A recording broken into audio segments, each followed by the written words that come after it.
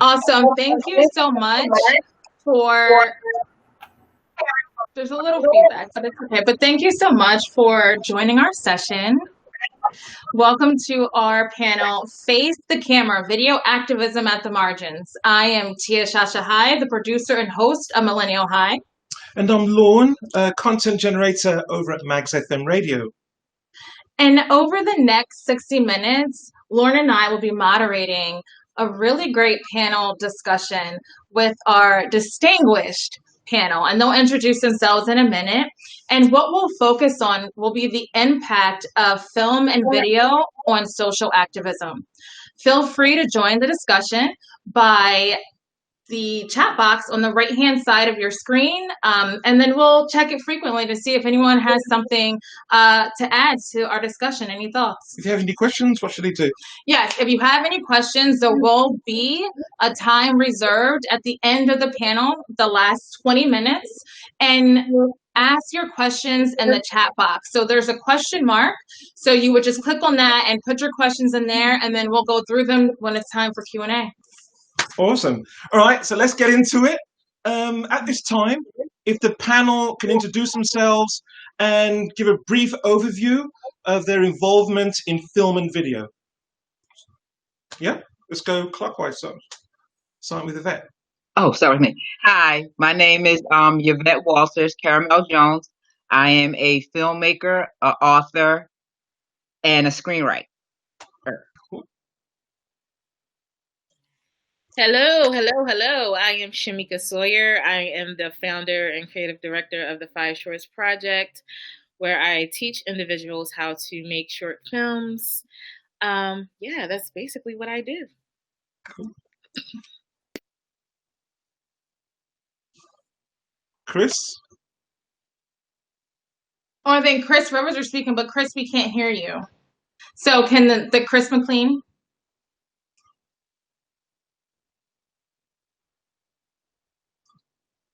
No, we're not getting any audio. So do you want to go with the next Chris? Chris, if you can just take the lead there. Yep. The moderator, everyone, the technical moderator, okay, everyone should be off mute. What's going on? I'm Chris McClean. I'm next Chris.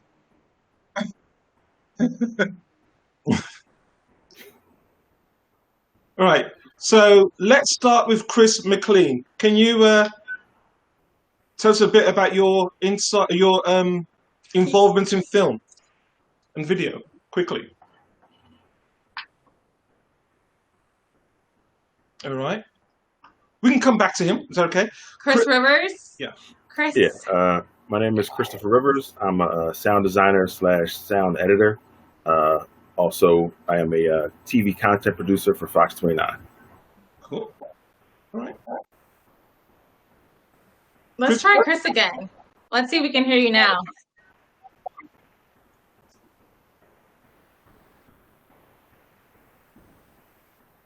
Yeah, we're not getting any audio. We'll get Chris. We'll get Chris soon. In the meantime, let's move on to the next question, and then we'll come back to Chris. So, in 2020, right? The time that we're living in, we all know that this is a complete climate of unrest. Absolutely. It's unreal, the world that we're living in. So what should the role of activism be in film and video? That's a really good question. I think that film and video has made information more accessible to everyone, right? So before, if you wasn't sure about what was happening in certain communities or in certain countries, now you can see it from the people who are actually in those spaces. So to me, with film and video, I think the responsibility of it is to keep the conversations honest and real. Like, in some forms of media, you know, things can be watered down or framed in a certain way. But I think when you give the opportunities for individuals who are in certain circumstances to show what's really happening, then you cannot water that down. It's real. It's in your face. So it's like, now we have to deal with it. So that's just my opinion. Right. I agree. A lot right now, things that are going on and it is being put on video, it can't be denied. Someone has to be held accountable for the things that are happening that some people weren't aware of. Some communities are aware of it because that's their everyday life. But outside of those communities, now video and film is bringing it outside. So now outsiders can see what's going on inside of communities that maybe they didn't believe was really happening, or, maybe it's, they're just exaggerating or over dramatizing something. Now they can actually see that it's not over dramatized, that it's really happening like it's being told. So now it makes it so that someone needs to be accountable for the things that we're seeing to make change. Yeah, I definitely echo a lot of those sentiments. It kind of reminds me of like hip hop coming up was always like, it was the streets are telling you what's going on, or the music is telling you what's going on in the streets. And that's hip hop and all sorts of forms of music going back to like, Marvin Gaye, what's going on, and everything like that. So film is no different.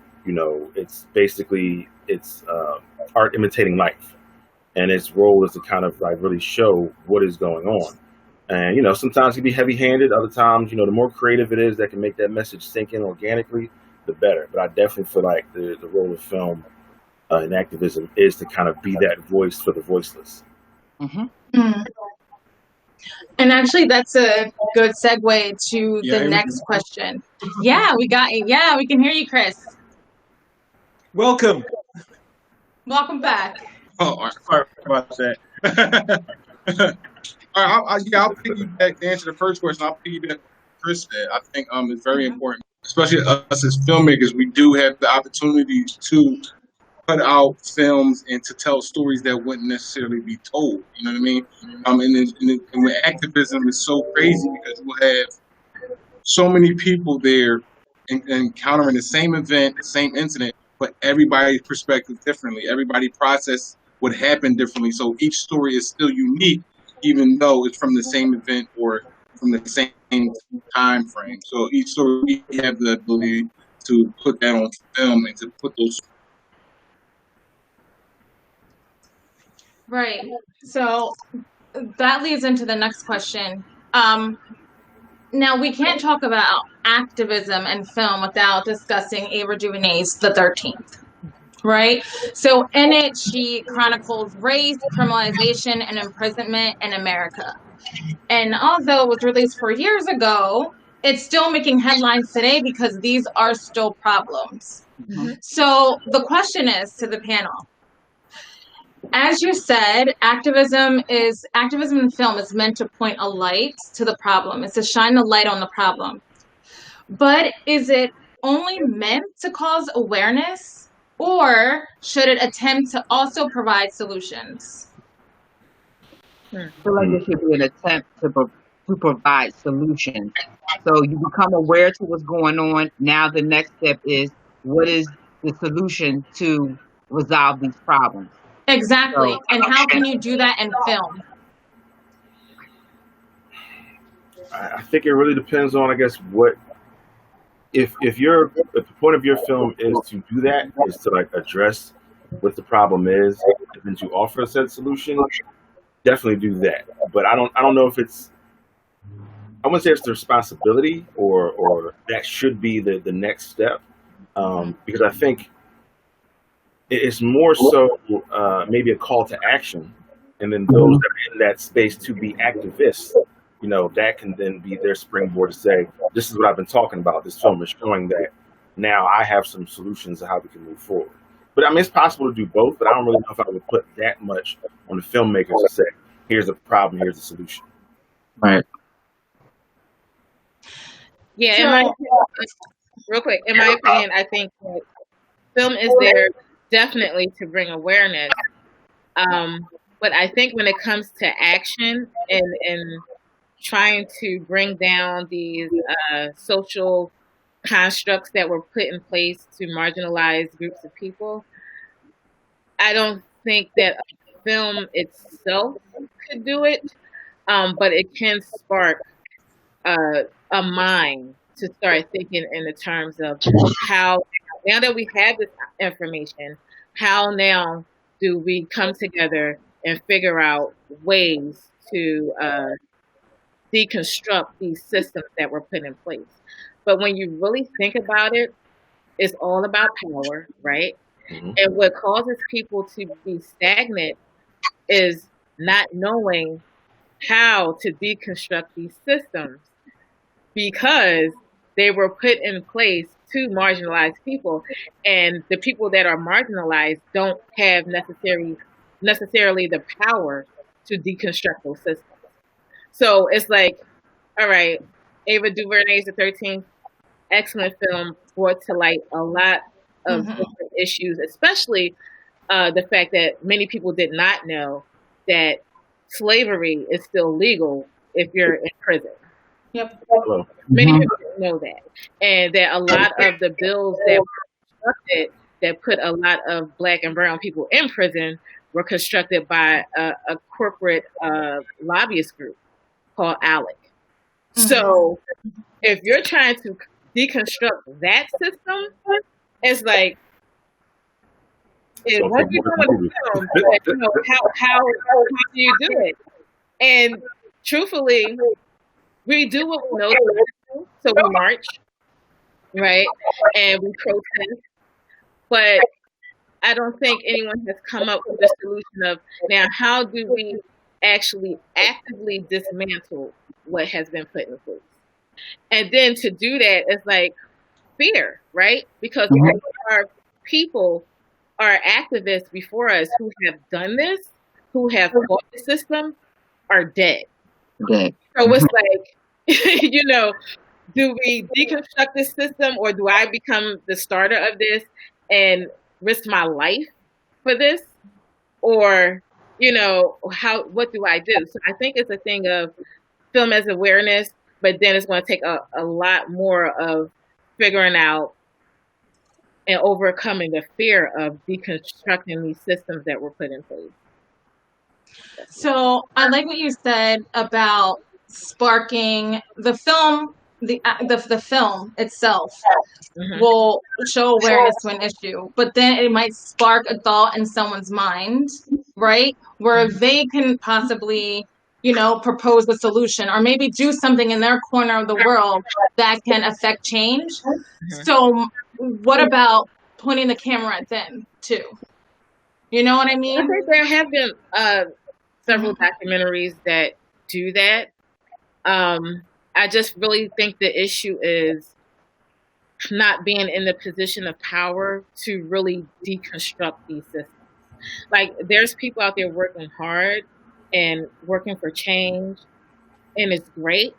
But when you look at majority versus minority, it has nothing to do with numbers and everything to do with power.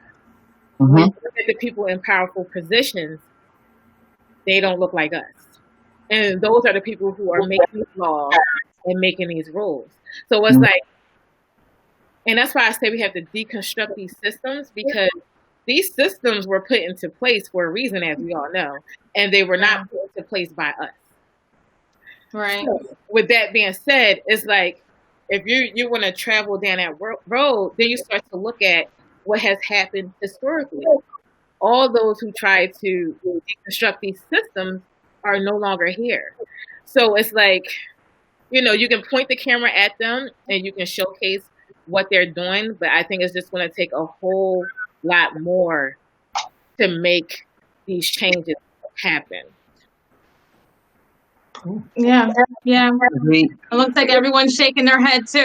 I feel like Chris has something to say though. Because the deconstruction part, get off your chest, mate. Like the deconstruction part of it, I think is really real about what you're saying, because that, whether it's a filmmaker or, you know, we got a couple writers in the room, so it's just like, it starts with a concept, something hits you and it sticks with you. Mhm. So you figure out, how do I now deliver this concept of what it is that's on my chest into a story that delivers the message that I'm trying to get across. And you have to deconstruct the whole thing in its entirety to kind of say, all right, here's where this is coming from, here's where I want this to be. And like you said, yeah, it's a lot to ask somebody to stand on the front lines. Like, and I don't think everybody's meant to be on the front lines of like really out there on the protest lines with everybody.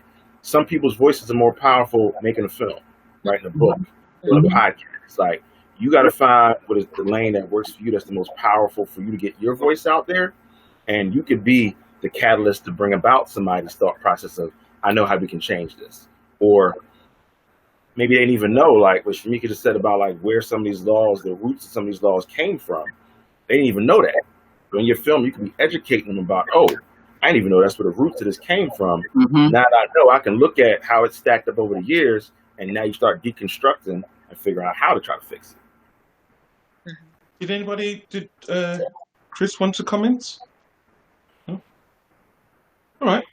Yeah, I think next question. I think it's very important. I think Yep, it's a delay. Yeah. Get it off your chest, Chris. Get it off your chest. crazy. Is it still delaying? Can you hear me? I'm sorry. We're good. You're good. Yeah, keep talking. Let's wrap up. But No, yeah, I would say the film industry to one of the things that we do have the opportunity to is to lay the blueprint for those that are following from us, because when you learn about these things, you either learn about them through books, you learn about them through film. So we see filmmakers up and on the ride, and it's having their not answering to other people. Even look at us right here. We're putting out the content we want to put out. So folks, this film, the 13th, and how they dissected the crime bill. Who's to say one of us in this room right now, to let's say, what's today's issue in terms of activism, and we're going after the qualified immunity, like the officers, like why are cities paying out all this money, and officers that are doing this aren't paying the dime out, aren't having any repercussions financially or within their career. So it's going to take a filmmaker or a writer to shine the immunity and tell that story. So then 10 years from now, people can look at and sit there and learn from that blueprint. All right, now we focus on qualified immunity, and this system that they built against us, we're chipping away at it, one film at a time, one book at a time. You know what I mean? right, and the point about the police officer not being held accountable leads into our next question. Really? All right.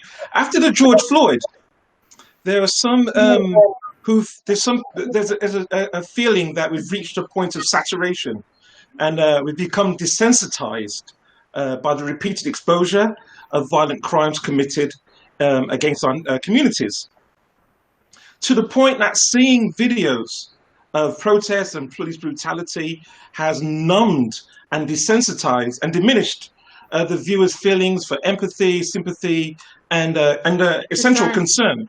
Do you feel this to be the case? And as a film video maker, is this a concern that you have with the work that you're presenting? And if so, how do you reconcile with it? I definitely feel like I don't think our community has become desensitized to what's going on. I think more so it's a thing where we've been talking about this for decades, and even saying decades is enough. Like, police brutality against Black communities has been going on since the inception of police. We want to be real about it, So, but we've been the speaking out about it. The civil rights movement was really a time where we had our voice to really make our feelings heard to a broader perspective. But thinking about it, we've been speaking on it for years. We haven't become desensitized to it. Our voices have become hoarse because we're the only ones that have been screaming about it. So what George Floyd did In the course of everyday life, everybody's moving, grooving. You got to play the survival game to get through one day to another to, keep the roof over your head, lights on. But during this time of the pandemic, everybody's home.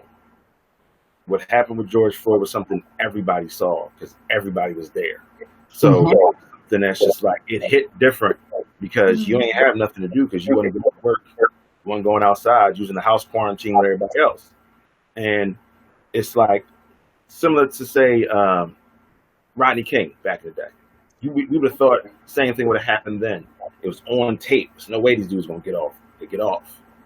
Riots in LA take place. But it was still sort of self-contained because everywhere else in the nation, people were going on with their lives.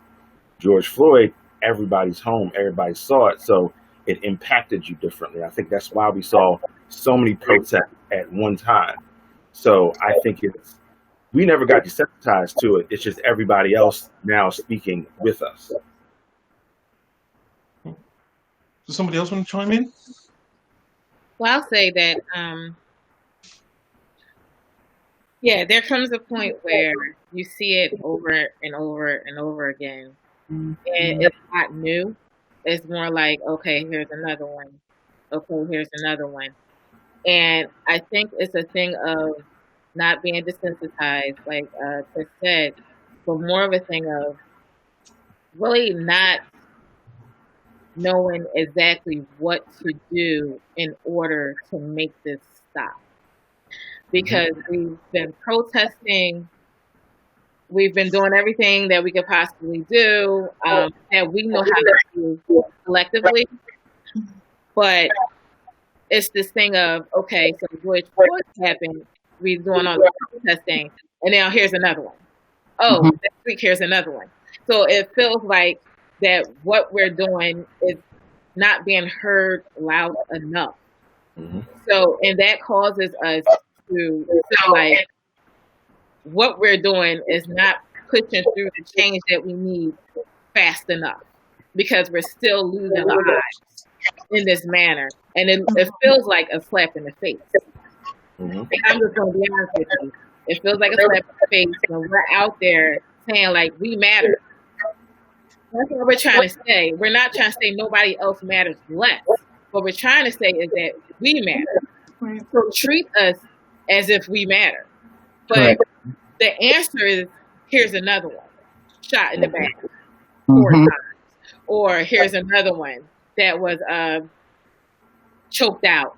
So it just doesn't feel like we're reaching the people that we need to reach in order to enact this change that we need to see in our society.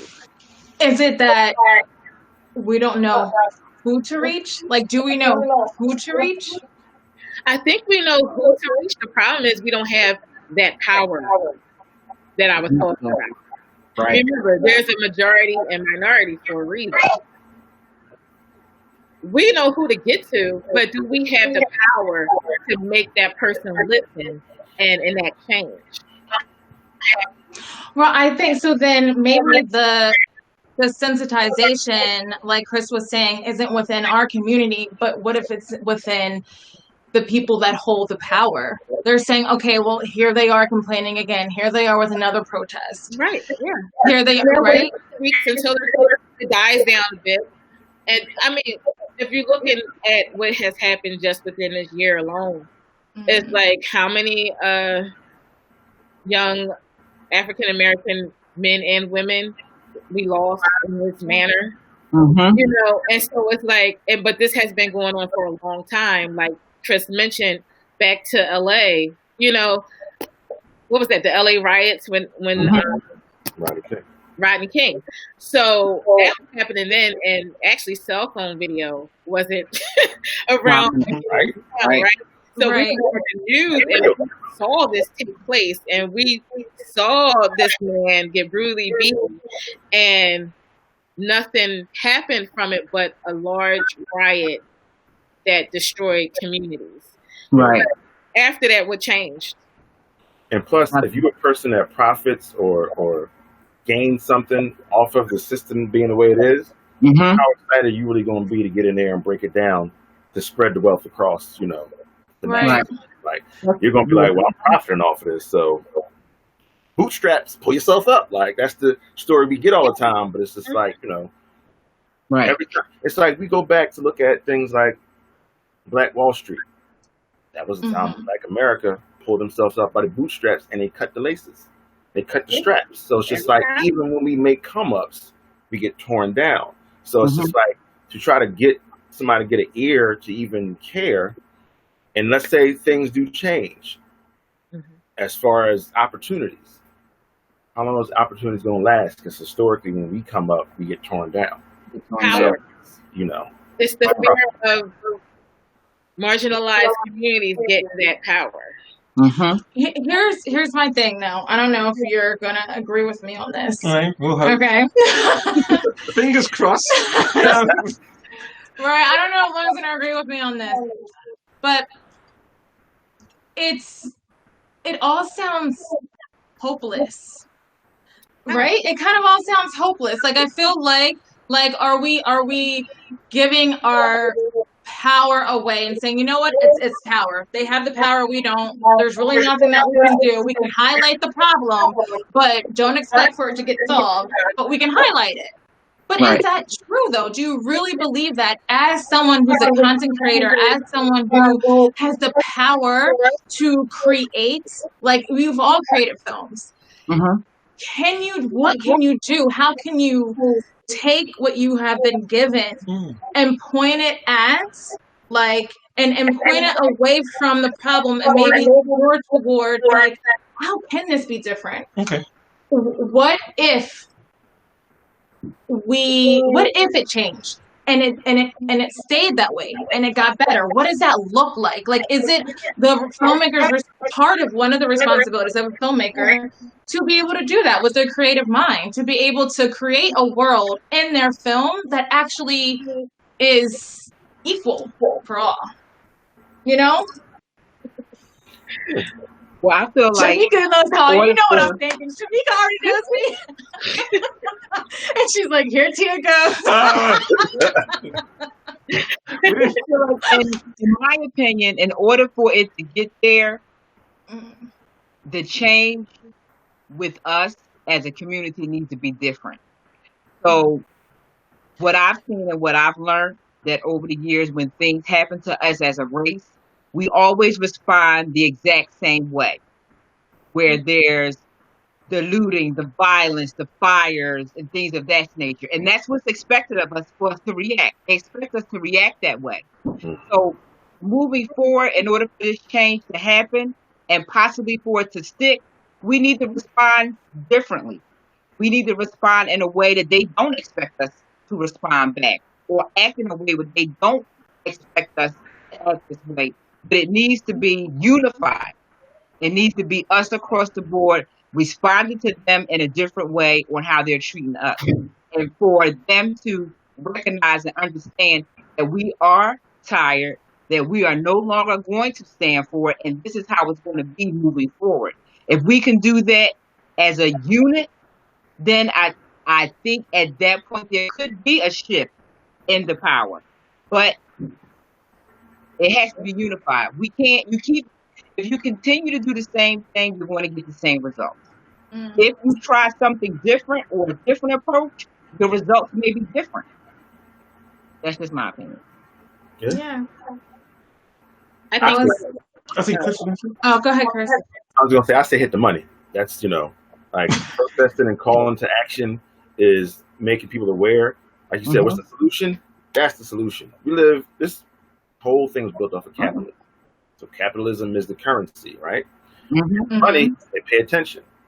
It's like, I've said this analogy, like, the king could look out the window at all the peasants screaming up at him about the injustices that's happening to him. He's just like, let me shut these blinds and go back to sleep, Right. But if they do something to disrupt the flow of the gold that's coming into the kingdom, now you got attention. So it's like, and in that sense, to do something different, it kind of starts within our own communities. Like, if we can be more, and I know I just said this about Black Wall Street and what happened with that, but we can't let that stop us from getting that. because you have so many communities that exist that they are kind of self-contained, and they do kind of control a little bit what they allow into their neighborhoods. Like, there should be more of our businesses that look like us, and people that we can patronize that look like us in our communities. And that way, that money that we're paying stays in our communities longer and starts to build up. And like I said, it's got to be some financial something, because other than that, they're not going to pay attention. So that's my solution. Now, what exactly that is, that's left up to everybody's different activist mind, but money is where it's at. Yeah. I totally agree with hitting their pockets. We saw what the bus boycotts did. You know what I mean? Once Black people stop taking the bus, then things begin to change. I do believe that this would have to be a collective effort. So that means we would need allies in power already to help push along what we are fighting for, which is equality. And it's crazy that, you know, we are here in 2020 and a lot of the issues we are still fighting have existed since, you know, some of them since the 1800s, to be honest with you. Right. So, you know, it's a thing of just making sure that we understand as a people, as Black people, that no, we cannot do this alone. Two, we need true allies, not just those who want the positive publicity of looking like a true ally, but not really doing anything behind the scenes. No, we need people that actually are in positions of power to step up and really be the ally and not just use it as a way of my daughter. No, it's fine. We love her. To you know, just look good and look like they're helping our communities only because they make money off of our communities, like Chris said. Oh, Shameka, you went deep there. I've seen a lot of that, and that's been kind of bugging me too. Like, when the George Floyd stuff first started happening, like, there's a lot of companies that I just felt like was jumping on the bandwagon. I'm not going to put no names out there, but it just, that feeling was there. It's just like, where was this at when Black Lives Matter first popped off and Colin Kaepernick was kneeling and all that? Where was this support then? Now it's this thing that's undeniably, you can't ignore it. Oh, let's get Black Lives stuff up on our platform. Like, you like, we're not stupid. Like, you know what I mean? Like, we grow up in environments where we know how to tell a con when we see one. So it's like, stop trying to play us for dumb. We know you want our money, but don't patronize me like that. That's so. It's just like, yeah. Maybe that sounds like a next 5 short project right there. Calling these people out. Calling these people out. I can see Chris on sound. Try to shut it down. They're like, Right. Is it time for Q&A? Is it time for the Q&A? Well, no. Yeah, it is time for Q&A, but at this time, we don't have any questions. So if anyone has any questions, go into the chat, the question and answer chat, and then we'll just read them off. We'll go from there. I see there's some comments here in the chat, which is great. Thank you for joining the discussion. So you can't see anything? No, I can't see anything at all. I'm blind. Could it be that there aren't enough of us making noise? That's a good point. Who's that from? That is from BJ Gray. Okay. Could it be? So is that? So what do you guys think about that? Could it be that there's not enough of us making noise in the streets about this, or maybe making the videos? Why do we only have 1/13? True. You know.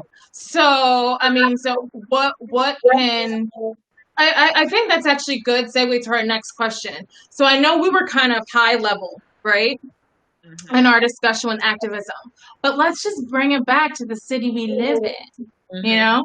So do you want to take the lead on this one? No, you go for it. Because Lauren loves this. Okay, so how can we in the film video community and the community that's watching this right now, you know, how can we create content that brings about political and social change right here in the city of Philadelphia? Right? Because, so let's just start with where we live. How can we make film that changes the city of Philadelphia? Well, I guess one thing I want people to understand is that you do not need expensive equipment to do this. You can have your smartphone and a cheap tripod, and you can go out and you can record content. I think it ultimately starts from you and your personal experiences, because those are the things that you are more passionate about because you understand it a little bit more deeper. So it's a little bit easier for you to want to dig into those subject matters and create films that depict all of the issues and challenges and sometimes the solutions that could come from whatever it is that you would like to focus on. I will say this, and this is probably a little bit off subject, but I think that those who are in positions to fund projects like documentaries created by people of color, that they should do that in an unbiased manner. Yeah. Yep. Because from what I've noticed is that certain subjects are more funded than others because those subjects cause less disruption and are more palatable, if I can get the word out, palatable for them to digest. But when you bring about subjects that challenge systems that are in place to oppress people that may offend certain groups, they're not as likely to get funded. So that's where we actually have to go out on our own and say, forget it, I don't need their money. I'm telling this story. I'm going to put it together myself and I'll put it out there. And it'll land where it lands. We have YouTube, we have Facebook, we have all these outlets. Take the power into your own hands and tell your own stories. That's how change. Is that how you're identifying unbiased? They're judging what would be the more viable, the more widely define that. The less controversial. Okay. For them to be attached to, because like Chris said, it all boils down to money. Right? So if you're an organization that's backed by a certain corporate interest, more than likely you don't want to do or put out any type of product or film or anything that's going to mess up that income stream into your organization. You see what I'm saying? Or it's a thing get it out. I want to be hands off. I don't want to touch that. I don't really want our name associated with that because it's just too controversial. That's too far on the spectrum for us. But for people who are going through these things and experiencing these things, no, these are what we're going through. This is our lives. Like, we're not ordering this down. We're showing you what's actually happening. But it's hard to get funding for things like that. So we have go ahead. The controversy part is interesting because look at what some of the biggest content that's out there is reality TV. Can't get any more controversial than some of the stuff that happens on reality television. Well, look at they get selective about what type of controversy they want to go to. Correct. When it gets a little real, they're like, "Ooh, wait a minute, this is hitting a little bit too close to some real stuff." But if it's like, let's watch these chicks out here arguing and throwing wine on each other, controversy. She said, "What? Ooh!" It's like, yeah, we'll go with that controversy and have that be the story of the week about how somebody said this word or that word. But meanwhile, we want to talk about a section of the community that is getting, brutalized or underserved or whatever like that. But it's said in a hard hitting manner, and it might ruffle some feathers. Then they're like, I don't want to be a little hands off on this one. So like they choose and pick with controversy. If it's sexy, they'll follow it. If it's real, if it reinforces a certain stereotype. Yep.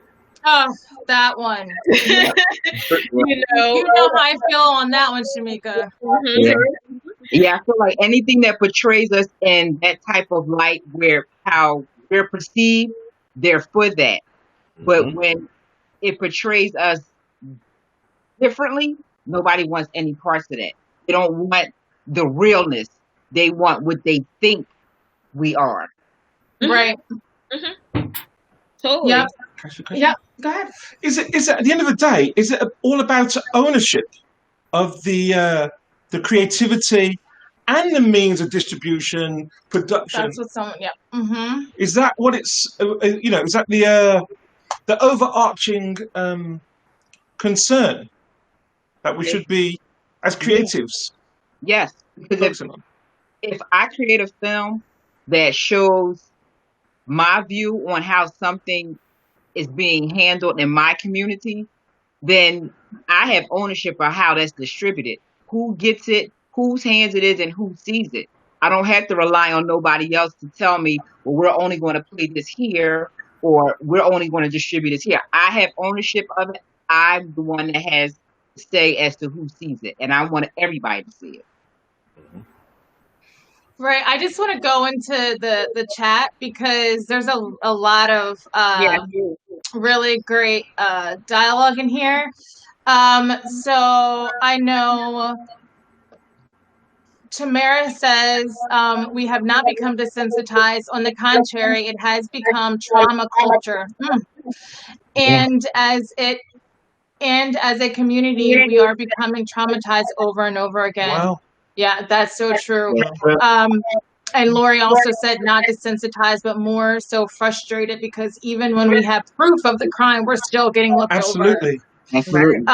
Ben, at this point, we are all fighting against the numbness because the second we stop fighting is when the deplorable behavior becomes normalized. That is so true. The normalization of this heinous behavior where you're just so used to it. Okay, that happened again. Because remember, Jacob Blake's sister, when she had her press conference, she didn't even cry. She didn't even cry. She's just like, I can't even cry. She's just like, I can't even be sad. I'm angry. So that just goes to his point. Once again, desensitization. Does it have to do with distribution? Also, Tisha said that. Getting the independent videos. Then we have the chat just moved. Ben says, as content creators, it's up to us to find each other, build with each other, and create stories that facilitate discussion. That's a good question, actually. How do we fellowship? How does that community come together, share resources and information? How does that happen? How is that happening in 2020? And let's just drill it down here, right here in the community, locally. How are these? It's happening with 5 shorts. Shameless plug. I know. Tell them. The reason why I actually started 5 shorts was simply because I didn't see opportunities for people who wanted to learn how to do this at an affordable rate where they don't have to go to college to do this together and do this. And I was not afraid to share what I knew and to teach other people how to do this. If we had more of that and less of, oh, this is my project, this is my thing, this is what I do, and I'm going to stay in this lane, and I only work with these people. It's a lot of that in Philly. Is that indicative of, is that a personality of the city, or is that like kind of like national? No, it's partly a personality of the city. And I get it. People feel like they want to get their name out first before, you start bringing other people along. But for me, it's a thing of, if we all can just work together, we all can grow and make it together. Like, if one person has an opportunity and we're all a crew, they're more than likely to come back and pull somebody else with them if we're together. Right. But what I've seen in the past is that, more people are interested in their name, being in the lights first. And then it's like, okay, so once I make it, then I'll come back. And then if they come back, other people. So I think we're, in my opinion, and it may sound corny, I think we're stronger together though. Because we as people of color are always fighting against so many different things. every time we turn around, we're fighting against something. And I'm like, dang, if we all just come together and pull our resources together and work with each other, then we will be more powerful. A group of people is way more powerful than one person. Yep. You know, you have different personalities, you have different ideas that come to the table. Like, that's what I love about it. It's just, I love working with other people because people are thinking of things that I'm not thinking of. They have skills that I don't have. So if we can all come together and connect, shoot, we'll be powerful. And there's a lot of creative, intelligent, powerful people of color in Philadelphia. And it's like, if we all just said, bam, let's just work together for this one thing and let's make it happen, I think we could do something phenomenal. And I think that that's good because then so I know Tisha is speaking about focus groups, but I want to get to that point. But Shameka, what you just said, I feel like that could be the case study. Why can't Philadelphia be the case study for something like this? Collectively, we work together, try to resolve one issue in the city, right? And see how we do that. Why can't we be the case story and then have a documentary around that? That is really cool. That would be dope. That would be perfect. Yeah. Done. Can we do it? 5 shots? Let's do it. Let's do it. Yeah. Handshake. Handshake. Reach out. Reach out. Reach out. Wait, but I do want to get to Tisha's question really quick. So just really quick, and then we kind of have to wrap this up. But Tisha says, have you considered doing focus groups on what content distribution would be a good first step to getting films seen? I don't mean to water down the content or the message, but find a way to get it viewed by different audiences, plant the seeds. Cool. So have you ever thought about doing focus groups? Like, see, and that's, Lauren and I, we were talking about this when we were preparing. It's kind of like, I feel like activist films are like preaching to the choir because we're the ones who watch them, but we already know these things exist. So we need to get it in front of people who don't know, or maybe the people who don't want to ever watch anything like this. How do we plant the seed in their minds? Like, but to Tisha's question, have you ever thought about focus groups? Go ahead, Chris. I was going to say, as far as getting it to eyes that wouldn't normally see it, it's that thing of trying to, what's the old saying? Like you hide the castor oil in the candy, something like that. Like you hide the medicine inside the candy or something like that. It's just that thing of you feed it to them in such a way, but they don't realize that, oh, wow, okay, that's what that was really about. Right. Or like in Greek mythology, the Trojan horse. Exactly. And it's like, I hate to say that's how it has to kind of be, but like you said, the films that would be direct with it, people who are interested in that are going to watch. To get the people who might not be, I ain't really for all that, but you see something else, and it's just like the parallels of it, it catches you like, oh, wow, I didn't realize this is really about that. And that's just the creativity of how to deliver that film. Right. Yvette, you have any thoughts? Yvette? Oh, I'm sorry, I didn't know you were talking to me. She's deep in thought. She's thinking. She's solution oriented. She's thinking about like, let's do that documentary. Write the story right now. Like, hold up. All right, I'm already writing in my head right now. So I was listening to what Chris said, and that would probably, unfortunately, that would be the only way that we could get it in front of people who really don't. Not so much that they don't care, but they just don't want to see it. You have to spoon feed them, and then you have to dress it up in a nice package for them to be able to view it and understand it. And they have to be pretty much caught off guard. So as when they walk away, like Chris said, they'll be like, oh, wow, that was, X, Y, and Z. I never thought about it that way. And it is unfortunate that you have to do that with certain people, but unfortunately, it seems like the only way that we're going to be able to get it to those who need to see and understand to be able to move forward. That was a great way to close the panel. So we definitely have to wind it down. So I'm so sorry that we lost Chris. I know. So, but if we can just go around and just say, where the viewers can find you, and how do they find 5 Shorts? How do they get to you, Chris, for your sounds and read your book, Yvette? just say that really quick and then we'll wrap up. Okay. Well, I'm on Instagram under Caramel Arthur Jones. I'm also on Facebook under Caramel Jones. And I have a website, caramelarthurjones.com. Easiest way to find me is just go on Instagram, criv_215. All the information to my other, like the sound design stuff and everything, those links are on there. Yeah, so on Instagram and Facebook, you can find me at 5 Shorts Project. That's the number 5, the word Shorts Project, all together, no spaces, no underscores. And website is 5shorts.org. Lon, what about you? Max, I just want to say thank you to Lauren.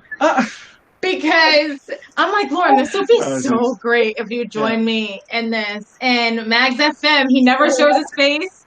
We never hear his voice, but here he is. Wow.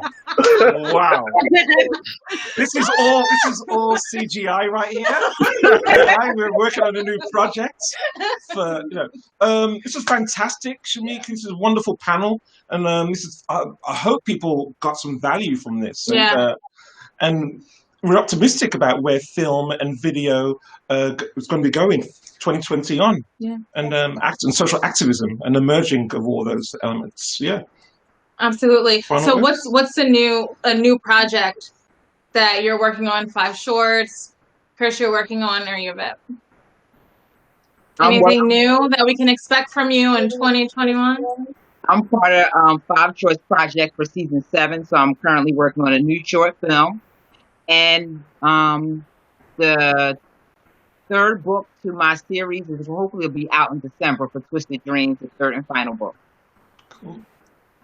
For me, I will also be taking part in the next season of 5 Shorts. I'm more on the production side of things, so I help to not doing a film, but I'm more the behind the scenes, capturing the sound and doing the post-production stuff. But I mean, as far as everyday stuff, I create the commercials for Good Day Philadelphia. So when you see those commercials on a daily basis, every day, I'm churning those out. So you see think one. About Chris. Shameless plug. You're right. Why not? So, I'm currently working on season 7 of 5 Shorts, and that should be out in 2021. Hopefully, COVID doesn't wreck everything like it did for season 6. Because we had to push our premiere to 2021 for season 6, so it'll be season 6 and season 7. We'll see how that works out. But I do want to put this on the table. I think we should continue these conversations. Yeah. Mm-hmm. If we can all get together and work it out, maybe like once a month or something, I think we should come back to the table and continue. I'm with it. I agree. I think that's a great idea. Cool. Yeah, I think that's a great idea. And Tia, tell us about your projects, Millennial High, and other endeavors that you have going on. Yeah. Please, quickly. We're short on time. So I Lauren. So Lauren and I have something that we're working on together, which will be interesting. Yeah. But Millennial High, I hope to go back on air because of the pandemic. We've been off air for almost 6 months. So hopefully I can go back in October, and that will be great. So it's just it's a exciting time. Exciting time. Exciting time. So how do we wrap this up? Do we have more time? I don't know. I mean, try to get off that camera. No. That looks so good, though, don't it? Oh God, this guy. I've been working out. Yeah. This guy. Now, all the viewers. This guy. Lauren's out of control. So, thanks so much. Thank you so much, everyone, for watching and participating. We loved your discussion. We loved your questions to the panel. Yes, it's been really great. Thank you so much for participating. Yeah, and Aviv, we're ready to wrap up. Yeah.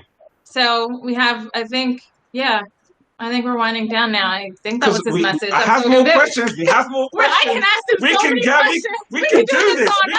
We can do this. Well, let's get together again. So quickly, how are we good? Are we have to wrap this up? Or? Oh yeah. One. Yep. Okay. Wrapping up. I don't know. I'm confused. You tell me. We just look at the camera. We just look at the camera. You know what? You know what? Does anyone know any jokes? So quickly, Chris, let's go around. How are you dealing with COVID? How are you doing? How you been coping mentally, health-wise? What's going on? Quickly. It's been good. It's been weird starting a new job, working from home at a TV station that I never get to go to. So that's been a weird thing. But other than that, I've been trying to keep busy. I get out and walk, try to keep myself healthy. Great, fantastic. Yvette, how are you? What's going on? How are you dealing with COVID-19? I'm managing, working from home, trying to stay sane and manage my family. And wonderful, great. Let's get onto you. Let's go on to I'm joking. Yeah. Go.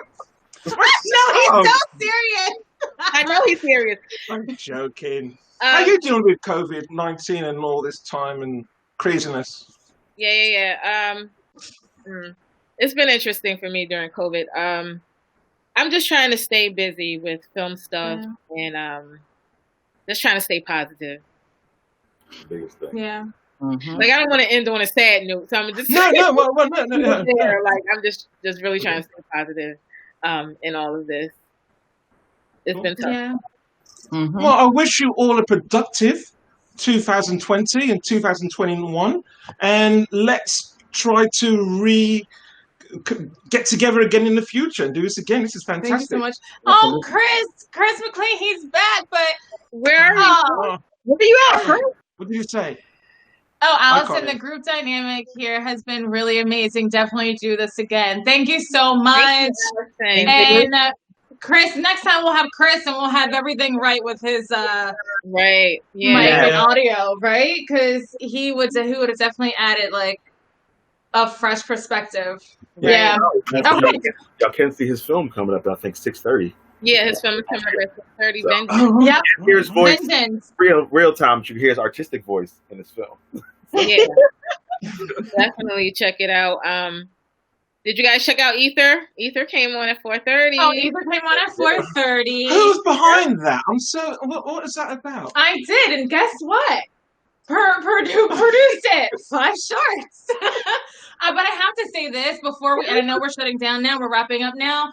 But if you are watching and you're interested in just film and just diving into film, or if you have an idea, because it all starts with just like a tiny little thought that creeps into your mind, right?